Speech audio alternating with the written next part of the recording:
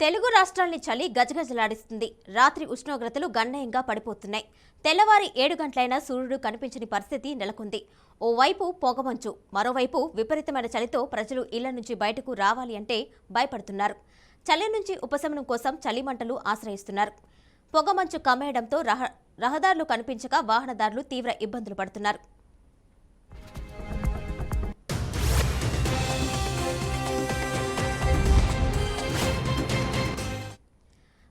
మరోవైపు దట్టంగా అలుముకున్న పొగమంచు ప్రకృతి ప్రేమికుల్ని ఆకట్టుకుంటుంది. తెల్లవారుజామును కురుస్తున్న మంచు తుంపర్లను ప్రకృతి ప్రేమికులు ఎంజాయ్ చేస్తున్నారు.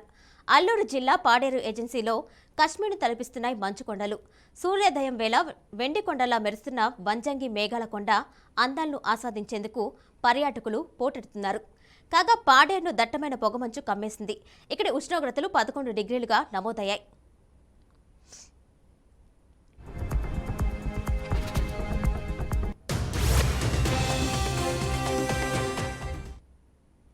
తెలంగాణలో పొగమంచుపై హైదరాబాద్ వాతావరణ శాఖ ఎల్లో అలర్ట్ జారీ చేసింది. తెలంగాణలో 17 జిల్లాల్లో పొగమంచు బుధవారం అధికంగా ఉండే అవకాశం ఉందని తెలిపింది.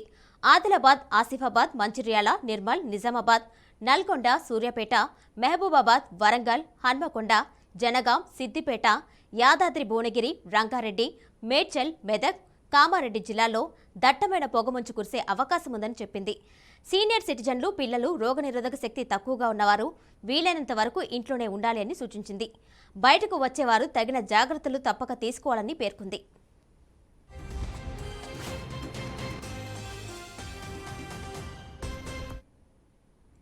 దీనిపై మరింత సమాచారం ఆదిలాబాద్ రిపోర్టర్ పరమేష్ అందిస్తారు. పరమేష్, చెప్పండి, ఇప్పటికే చలి తీవ్రత తెలుగు రాష్ట్రాల్లో ఎక్కువగా ఉంది, డీటెయిల్స్ ఇవ్వండి.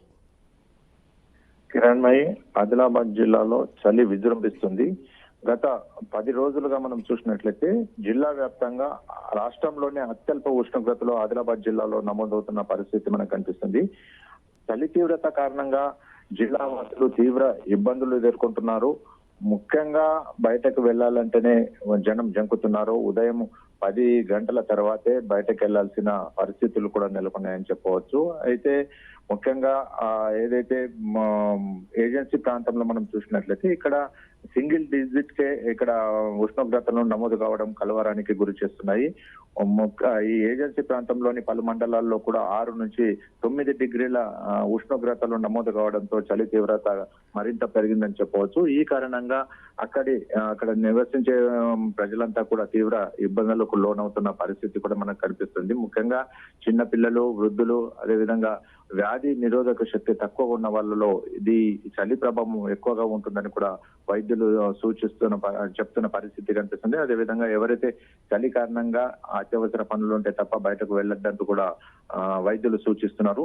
ఈ చలికి తోడు ఉత్తరాదిన వీస్తున్న శీతల గాలులు కూడా తీవ్ర గాలుల వల్ల కూడా చలి తీవ్రత మరింత పెరుగుతుంది. అయితే మరికొన్ని రోజులు కూడా ఇలాంటి పరిస్థితులే ఉంటాయని వాతావరణ శాఖ అధికారులు చెబుతున్న నేపథ్యంలో ప్రజలు తీవ్ర ఆందోళనకు గురవుతున్నారు. చలి నుంచి ఇంట్లో నుంచి బయటకు వెళ్లాలంటేనే బెంబెలెత్తిపోతున్న పరిస్థితి కూడా కనిపిస్తుంది. అయితే ఈ చలితో పాటు జిల్లా వ్యాప్తంగా అక్కడక్కడ ఈ పొగమంచు కూడా కప్పుకోవడంతో ఈ రోడ్డు మార్గాల గుండా వెళ్లే వాహనదారులు తీవ్ర ఇబ్బందులు కూడా పడాల్సి వస్తుంది.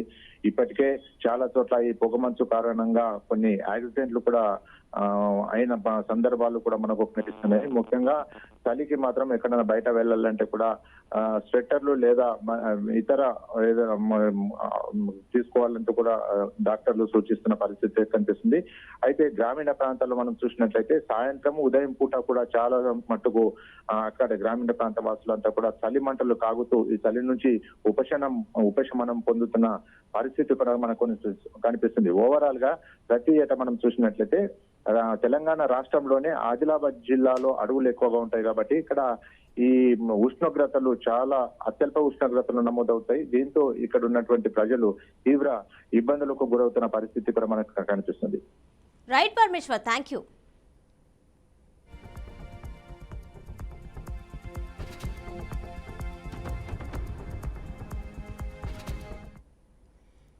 దీనిపై మరింత సమాచారం మా ప్రతినిధి దుర్గాప్రసాద్ అందిస్తారు. దుర్గాప్రసాద్, చెప్పండి. తెలుగు రాష్ట్రాల్లో అయితే చలి తీవ్రత ఎక్కువగా ఉంది, అలాగే ప్రజలైతే బయటకు రావడానికి భయపడుతున్నారు.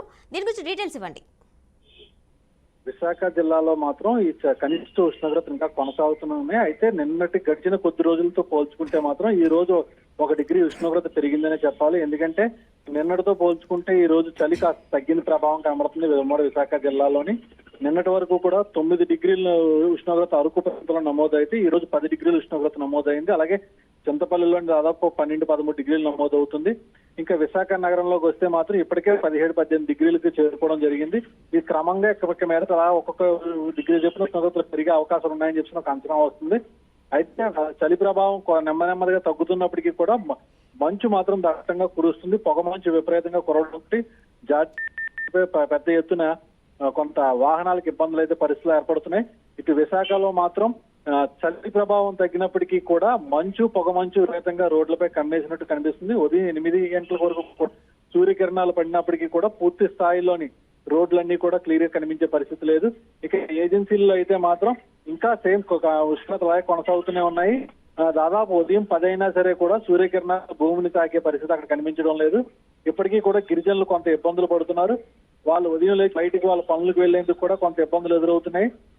బయటకు వచ్చిన వాళ్ళు ఎవరైనా సరే కనీసం ఖచ్చితంగా స్వెటర్లు రగ్గులు లేకుండా మాత్రం బయటికి రాలేని పరిస్థితి ఏర్పడుతుంది. మాక్సిమం అందరూ కూడా చలిమంటలు చేసుకునే గిరిజన ప్రాంతాల్లో గడిపే పరిస్థితి కనిపిస్తుంది. ఇక విశాఖ మాత్రం క్రమంగా ఉష్ణోగ్రతల మీద పెరుగుతాయని చెప్పిన వాతావరణ శాఖ అధికారులు అంచనాకు వస్తున్నారు. Right Durgaprasad, thank you.